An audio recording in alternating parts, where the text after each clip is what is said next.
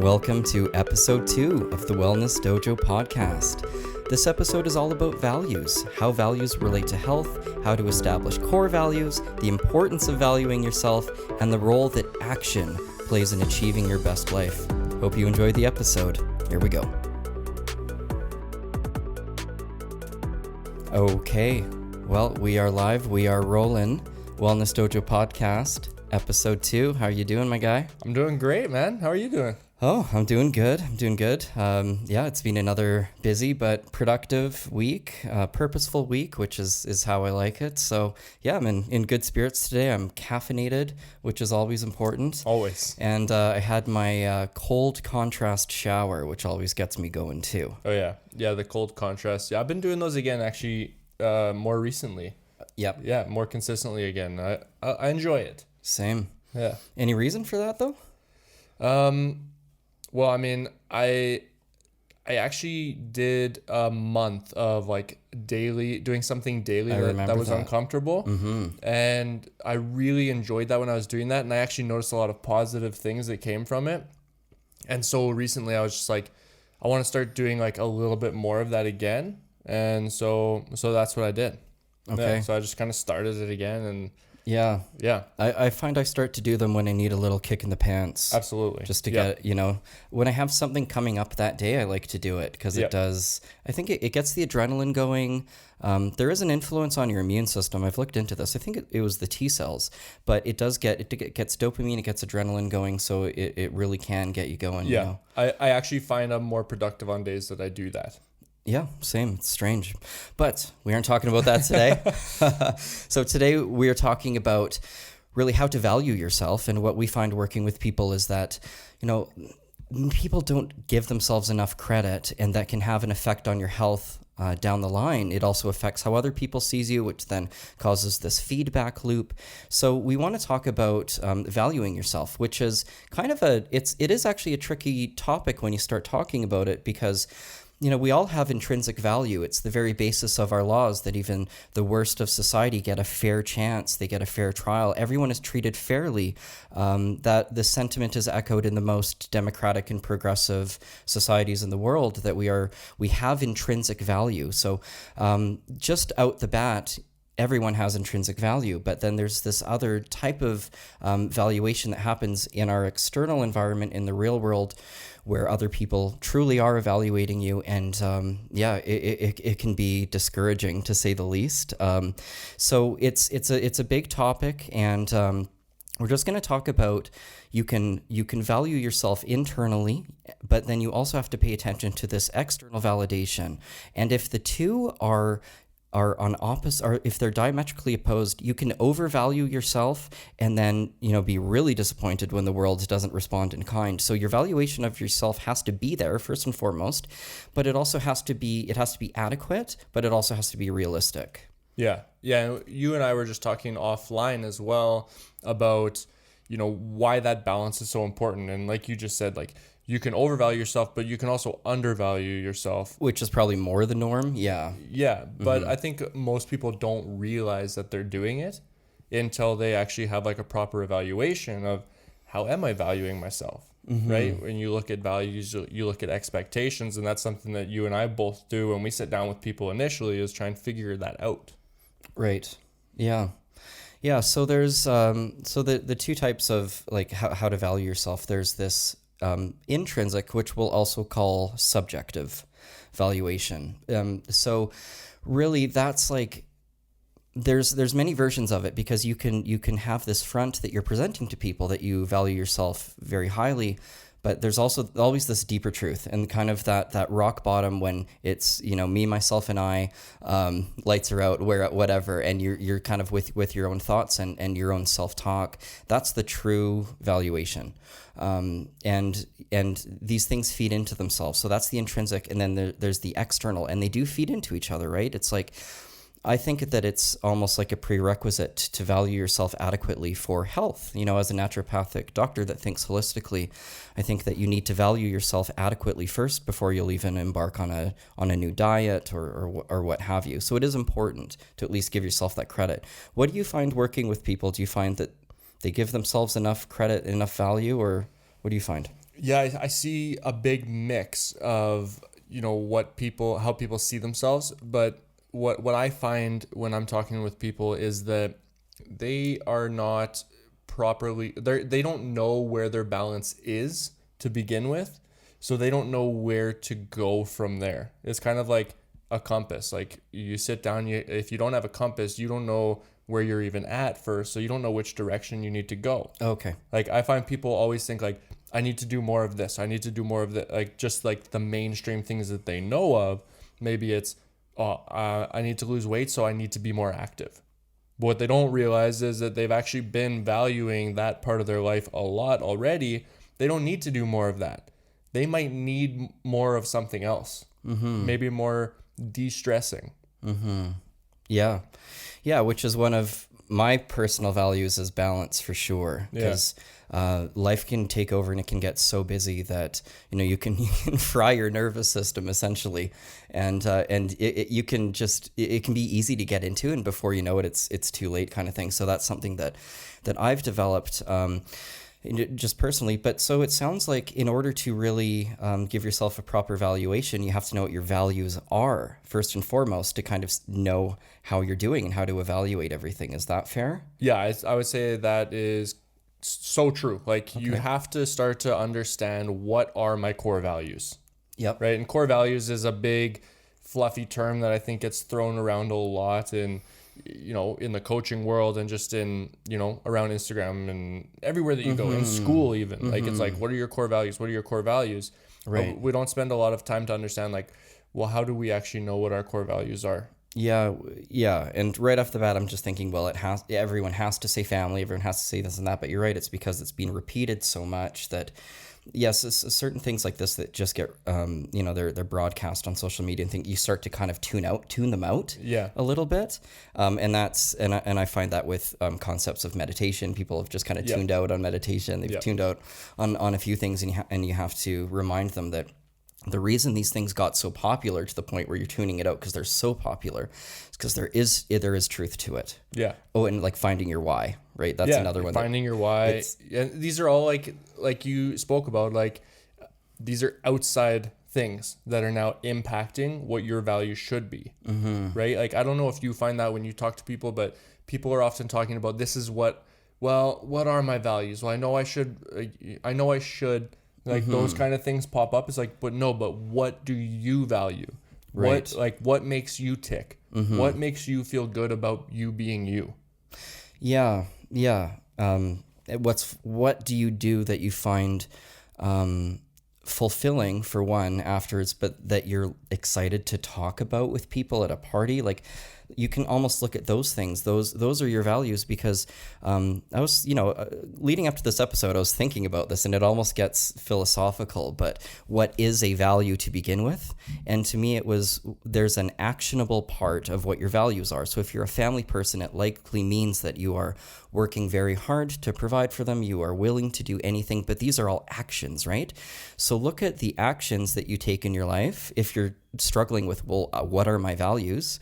Well, look at where your energy is going towards and where your actions are. And sometimes, for better or worse, you might not like the results. You might spend a lot of time doing something that you didn't really know, and you're like, well, that's not a value. Yeah. But it is to a certain degree, and you're enforcing that with your behaviors. You're showing yourself that it is a value. So yeah, just be careful. Yeah, it's incredible the amount of aha moments that people have had when I've simply asked them, like, about their actions and how those actions are making them feel, right? Because we go through our day to day and we're so habitual, we're so routine based that a lot of times we're doing certain things that we don't realize is making us feel a negative feeling, right? And this comes down to habits and all these different things of like trying to really, like you mentioned, like the feedback loop when we were talking beforehand.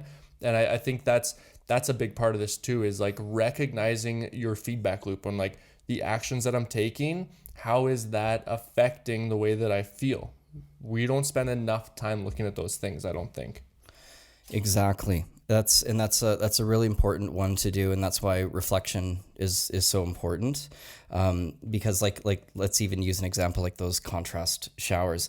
When I was in school, we did something where we would do it, but then we had to keep a journal log of how it made us feel afterwards. And without that feedback that you're giving yourself, you just you go through the action, you just go through the rest of your day. But you don't take that moment to check in and see how it felt. And when I was a student doing it and writing it down, and it was like, how do you feel? I was like, mental clarity, energy, accomplishment, like a bit of adrenaline. And I was writing these down, and that's probably why I still do it today, is just that those little reflection moments of how does this activity make me feel? But you have to have the intention to reflect. Yeah, and that's the thing. You have to have the intention to reflect. And I think, when we're looking at those actions, like we've already said, that I think is the number one way that we can start to shed some light on what we really want in life. And actually, a really good example of this is in business, right? Because many people have probably heard this, especially if there's entrepreneurs listening or business owners that are listening. They say, like, do the thing that you love to do, because if you're not going to be successful. Well, the same thing goes outside of business in your own life. Like, if you're not recognizing, like, let's say, back to the business example, let's say you've been working in a bank for 10 years, but you're just in a rut. Like, you constantly feel like you're in a rut. You're just like not feeling fulfilled. If you just get stuck in that habit of just like working at the bank, it's comfortable, blah, blah, blah, then you're never going to start to feel better. And it's probably impacting other areas of your life. You're going to get home, you're going to feel sad. You're going to feel like you're not doing anything with your life. And that's not going to motivate you to want to go and be active. You're stressed, you're anxious, so you're eating chips at the end of the night. Like, all those things, it has an impact. Everything impacts everything. And I think it's important to look at those things and say, okay, this thing is making me feel like garbage, like doing this thing, it needs to change. And that's where you start to unravel, what are my core values? What do I really want here? Mm-hmm. Yeah, exactly. Like I said earlier, that you have to pay attention to, what you're doing right now in your energy, and, kind of log it and see what your values are, for better or worse. It doesn't mean you're stuck in that. It's like, then there is the next step is to go, okay, here's where I am. And then the fun part is kind of, that's like, well, here's what I'd like to see change. And then you kind of go from there. And so then once you have your core values set for what they are to you, and maybe you just know them and you could just, name that off the top of your head, maybe you have to sit down and kind of parse this out a little bit. But once you have your core values, it becomes hopefully easier to give value to yourself, because then you have something to compare yourself up against. So my core values are X, Y, Z. I am taking action to be engaged in these values throughout the week, and therefore I'm going to give myself credit and value myself highly and have confidence and walk around well, and people are going to respond to that, and opportunities are going to open, and that's kind of how it feeds back for certain cycles of life, and then life happens, and then it dips down again. Then you have to find your footing, and that's kind of the cycle. But I think that's important too, is what you just mentioned, which is it's going to constantly be changing. Like, I think people think, like, I know as a child, I had different values than I have now as an adult and a husband and a father, right? Like, my values have changed over time. And so I really like what you said earlier about reflection. Like, you have to be willing to reflect, because this whole conversation is going to be useless to you unless you're actually willing to sit back afterwards and say, okay, I need to actually look at this. If it seems important to me, I need to look at this and figure this out. Mm-hmm. Yeah. What are my values today? What do I want them to be? How am I doing? What do I need to do to get there? Yeah, and checking in with yourself. Maybe it's not on a daily basis. Maybe it's a monthly basis. Maybe it's a weekly basis. But checking in and saying, if I'm feeling crappy today, why? What actions have I been doing? How are those actions making me feel? And then you can start to continue to adjust. But this is all kind of the intrinsic, kind of subjective type of evaluation that we do on ourselves. Right.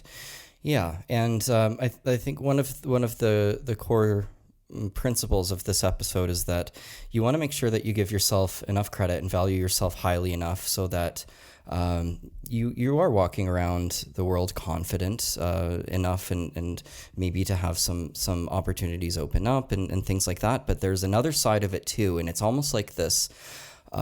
It's I don't know another term other than it's like this toxic positivity, which comes up a lot in the self-help world. And so why I wanted to bring this up today is because you can just think, I'm not going to listen to the criticism. I know my worth. I know I'm the best. They're just haters and things like that. But that all comes crashing down when this other portion of life, which is the objective valuation the rest of the world has on you. So we were talking earlier, and we're both martial artists, myself more so on the formal martial artist side. But let's say you would show up to a tournament and objective valuation would be the judges giving their score for how well you performed in a form. So we have like swords and we have like bow staffs and we have routines that we perform essentially for judges. And then what you're saying is we're super, super cool. We have bow staff skills and we're super cool. Super cool. Nunchucks, bow staff, swords, don't mess with the strength Sifu and the naturopathic ninja. That's what I'm saying. So now everyone else knows. Yeah. But yeah, so it's like so where I'm always coming from is a perspective of health, right? I want people to be mentally well. I want them to be physically well. Anytime that the rug kind of is pulled out from people's feet, whether that be like somebody close to them betrays them or whatever, that really impacts someone's mental health. And this can also happen when you are way too like that toxic positivity, over evaluating yourself, and then the rug gets pulled from under your feet because objective reality judges you very differently. So that's why we're even bringing this up. So how do you do a fair evaluation of yourself then? We're saying it can't be too low, it can't be too high. Yeah. This can all affect your health in different ways. So how do we get a fair evaluation? Yeah, it's funny that you bring it up because like I've always been like a super ultra optimistic person, where to the point where it'll drive my wife crazy because she'll be dealing with like a problem and I'm like, well, look at it this way, or look at the bright side, and she doesn't want to hear that. She's like, no, just be on my side for a minute. Like, let's just be negative about this for a second. Can we not just like rant about this? Right. And so it does give you a bit of a skewed perspective, and it can get you into trouble if you're always looking at the bright side. If you're always looking at, pumping yourself up and no, I'm gonna, I deserve it all. I deserve this. And yeah, you do deserve it all, but within reason and within a reasonable expectation. Mm-hmm. And so I think expectation can be a big piece of this puzzle, but I think also for me, it always circles back to how I feel, right? You gave the example of like tournaments, right? So I can think of specific times when I went to tournaments where I went up, I performed, I thought, man, that was not my best. Like that, there's no way I'm gonna do well. Like everybody else is so good, and my foot slipped or something like that. And then at the end, they're calling in first place, Kyle Craik, and everybody's cheering for me. Like my whole team's behind me and stuff. And I'm walking up and like, I feel like shit. Yeah. Like I really hate the fact that I just won first place. That to me is like an example of where like the external and the internal, where you need to make that separation. And that's where you can really start to evaluate, what are my actual values, right? Obviously it's a different situation. We're using an analogy, but it really is the same thing, because somebody else, the same way that I could overvalue myself, I can undervalue myself, and other people could be seeing my value more. I'm not going to feel good about that unless I start putting the work in and perform and come back and, do better. Right. And the vice versa has happened before too, where I've gone up and I've gone, man, I'm the best one here. And I'm, pumping myself up, and I do my performance and I walk off. I'm like, I got this. And then, I see the judges' scores and I'm like, geez, like I thought I was way better than that. Mm-hmm. Right. But you have to look at that and say, like, I'm not going to beat myself up over that either. I'm not going to let that opinion, those people's opinion on how they saw that situation, take away from the feeling that I had of like, hey, I worked hard, I went up, I performed, I felt good when I did it. Yeah. Like the value of like the hard work, the confidence to go in and perform, like all those things, those values that I had in that moment were there and I was living up to them, and that made me feel good. So for me, it always circles back to like, how am I feeling about this? How did I feel about what that situation that just happened? Because like what you said, I think is when you're overvaluing yourself, if you're getting too much of that, like, you know, almost like that chip on your shoulder, like I deserve everything, and you keep living that life, well, what's going to happen is that imbalance, I think, is going to create negative feelings, because eventually, like you said, you're going to get that rug pulled out from underneath. So you're going to get your legs chopped out underneath you, and it's going to hurt. Right? Yeah. Yeah. And if you have a good network around you, you can recover from it. But some people don't. Luckily, they eventually reach out to people like you and me. Yeah. We can at least help them out. But. And if you have a good network around you, hopefully they'll help you see those values. Like hopefully you can reach out to those people and really start to understand yourself a little bit better. Right? And that's something I wanted to bring up because, you know, in kind of this, like in valuing yourself, if you're having a hard time doing that, ascribing value to yourself, you're in a rough spot, you're feeling down. I hear this a lot, you know, these kind of feelings of worthlessness. And once you're feeling like that, it's really hard to bring yourself up to an adequate valuation of self. And so one of the ways that you can do it, obviously, is talking to a friend. You can have them reflect on you. And this doesn't even have to be an in-person on the spot thing. You don't have to call them up and say, tell me why I'm great. Tell me all the good things about me, please. I really need this right now. I'm having a low day. Write them a letter, give them time to think about it. And yeah, I don't know. I'm just kind of romantic about like actual letters and mailing, but I'll start writing you more letters. I'm yeah, sorry. Okay? You can do it in email form too. But if you're willing, like, you know, if you are coming from the heart and you're wanting them to come from the heart, maybe write them a little letter if your handwriting isn't too messy, which mine unfortunately is. Mine is too. And just say, hey, you know, I'm going through this. I'm just kind of reaching out to a few valued friends, just asking them to just reflect on me and tell them, you know, tell me about me, kind of thing. And I think you'll find some surprising things, and you'll find people reminding you of things that you've done in the past and reasons why you're loved and things like that. So that's one of the ways that you can find value if you're searching for it, if you're really on that other end of the spectrum where you're way too low. Yeah. And this is, you know, I actually look at, and we didn't even talk about this, so you might shut this down right away and say this is ridiculous, but I actually kind of relate core values to being like a business mind. Like I relate it to branding a lot. It's like, what is my brand? What is my brand? And I've actually spoken to people about this before, like coaching clients about, you know, what their personal brand is in their life. And are you living up to that personal brand? It's a way to look at it of like, how do I want to be seen in my life?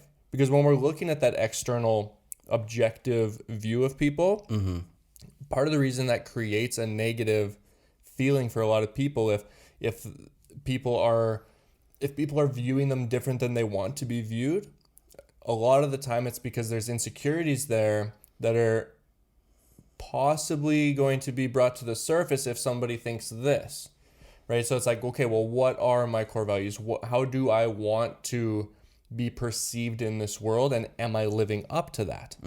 So, somebody who is like myself, a personal trainer. Well, if I miss 2 weeks of my workouts for whatever reason that comes up, well, that might make me feel really negative. That might have some really negative consequences on my emotional state, because I want to be perceived as somebody who's a very fit person, somebody who, you know, fitness is life and all this kind of stuff, because that's what people expect to see from me. But what I need to do is I need to be able to look at that and say, okay, but what are my core values? Is family one of them? Was I taking time for family at that time when I needed to? Because that can also help center you back, because different areas will need our attention in life, right?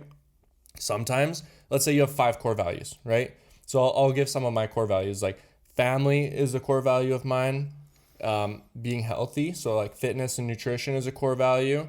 Okay. Let's say like finances is also a core value of mine because I need to support, even just looking at those three things. If like my career, finances, if that is something that really needs my attention right now and that takes away from family a little bit, then I need to be aware of that. I need to be able to look at that and say, okay, how is this making me feel?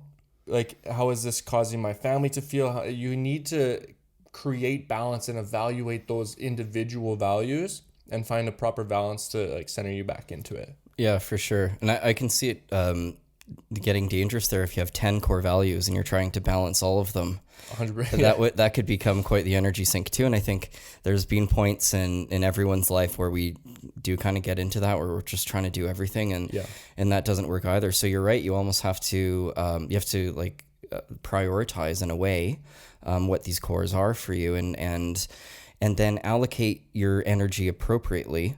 And, holistically speaking, that should be a pretty good recipe for a fulfilling life that isn't overly draining, which is what we try to give to our patients and clients, is something that looks like that. Yeah.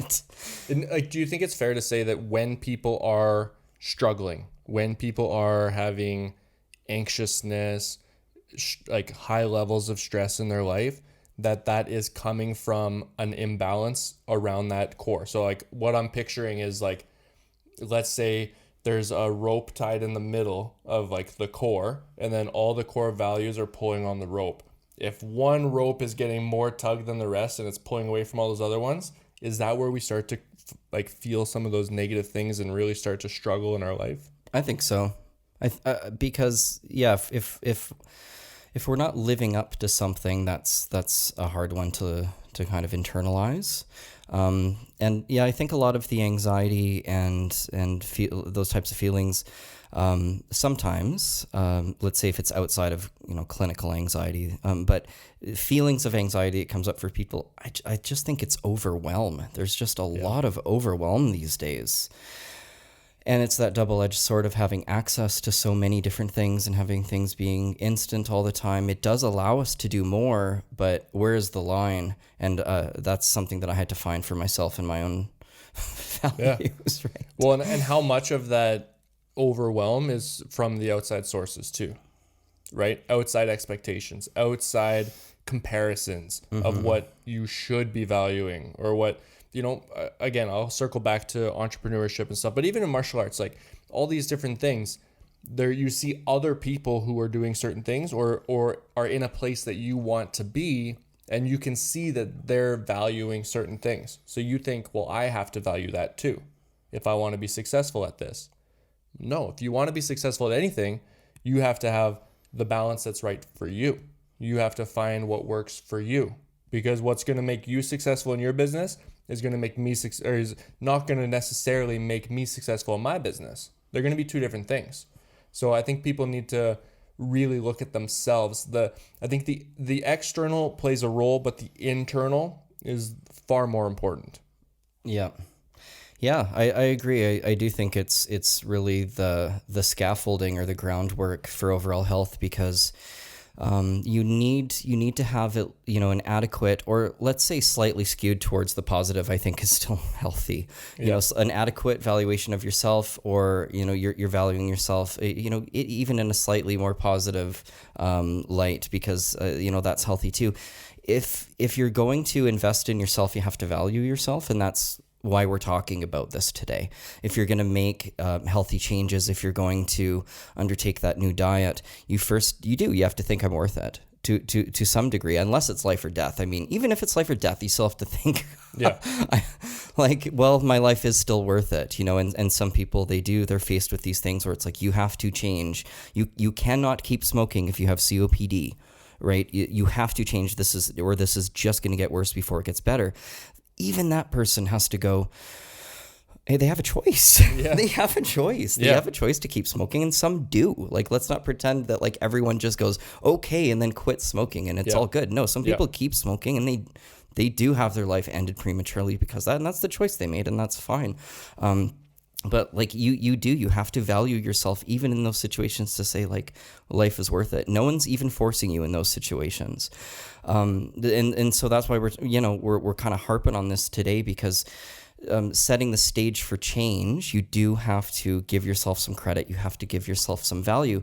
And we talked about, reaching out to a friend to give yourself some value. I know that there's a lot of religious grounds for giving yourself value, that everyone else is intrinsically worth it and valuable. All men and women are created equal. We're all created in God's image. Like whatever that is for you, remind yourself of that. If you've forgotten that, that's another way, if you're really searching for reasons why you're worth it. Yeah. I couldn't have said it better myself. Yeah. Well, I get that from other people in my life, because, I can get down about things and I always feel like I need to earn my keep in this world every day. That's kind of like my thing, but that can drive me crazy, because then it's hard to relax. And this is my journey, and I'm learning to relax a little bit more. But it's been the people in my life that have reminded me of those things, like, no, your mere existence means that just you being here means that you have value, you're good enough, you're worth it. You don't need to earn your keep like you think you do, which is kind of in this, on the other end of being manic about it sometimes. But so thank you for people in my life for teaching me that kind of thing. But, it is true. And, regardless of what you believe and your background and things like that, I think the reason why you find these concepts in broadly in religions is because they are axiomatic and they are true. Like life is a miracle, it's a miracle that we're all here. I do think we have some sort of responsibility to try to utilize our energy for good. That's what I'd like to see from most people.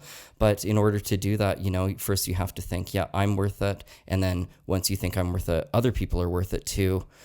And then the world becomes a better place. Yeah. And I think another reason why we're having this conversation today is because it's something that has, at least in my practice, it's come up a lot, especially as of late. And I get a lot of people who are surprised when we start talking, especially if it's like one of our first sessions or something like that.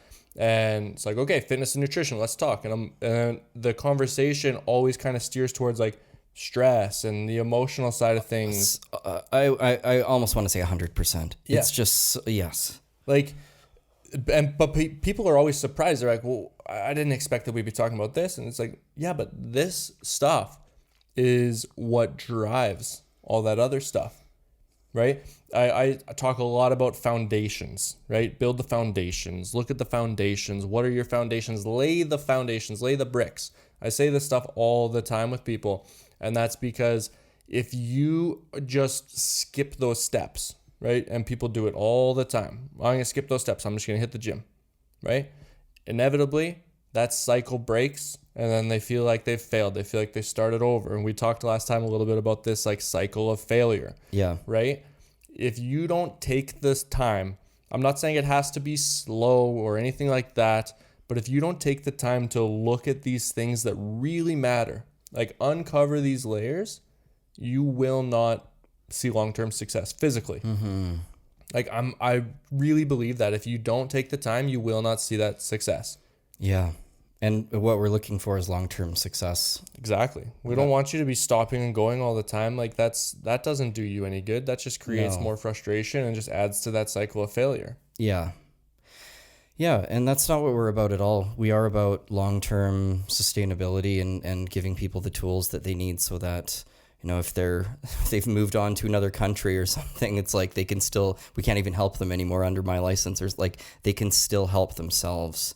And stress is another big one. And yeah, there's a lot going on these days. But definitely I do believe that it's just look at how much you're taking on in life, and ask yourself, is it overwhelm? And if it's overwhelm and you're overwhelmed by things that you can't necessarily change. Let's say you are stuck in that job, you have a big family and things like that.